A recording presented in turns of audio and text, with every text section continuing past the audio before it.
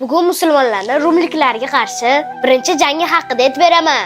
Jang Mo'ta qishlog'ida bo'lgan. Demak, Mo'ta g'azoti. Asosiy jang boshlandi. Musulmonlar bor yo'g'i 3000 ta, raqib esa 200 ming. Amir Zayd ibn Horisa bayroqni ko'tarib oldinga yurdilar va nayzalar hujumiga uchrab shahid bo'ldilar. Ketlaridan bayroqni Jafar ibn Abu Tolib oldilar. Qattiq jang qildilar, ularni ham shahid qilishdi. Keyin bayroqni Abdulloh ibn Ravoha ko'tardilar, ularni ham shahid qilishdi. Endi shu vaziyatni ko'zingizlarning oldiga keltiringlar. Bosh qilar yo'q, bayroq yerda, madadimiz bor yo'g'i 3000 ta, sarosima vahima, hamma tushkun holatda.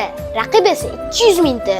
Jangni davomi ikkinchi taym nima bo'ldi deb o'ylaysiz? Hazrat Payg'ambar sollallohu alayhi vasallam Madinadan turib bu jangni sahobalarga aytib berotdilar. Bayrog'imiz yana ko'tarildi. Bayrog'imizni Allohning qilchlaridan biri Sayfulloh ko'tardi. Ha azizlar, bu jangda musulmonlar tarkibida birinchi marta jang qilayotgan Xolid ibn Valid roziyallohu anhu bor edilar. Bayroq ko'tarilgandan keyin hamma yonlariga yig'ildi. Tezda qo'shinni tartibga keltirdilar va hatto ko'p o'tmay hujumga ham o'tishdi. Rumliklar qocha boshlashdi. Keyinchalik shu davrda ikkita eng buyuk saltanat Fors va Rum egallanganda ham musulmonlar amiri boshlig'i Xolid ibn Valid edilar. Alloh ulardan rozi bo'lsin. Albatta bu videomiz qahramonlarning tug'ilishi haqida edi. Ko'rganingizdek, qahramonlar har doim og'ir va qiyinchilik paytida tug'ilishadi.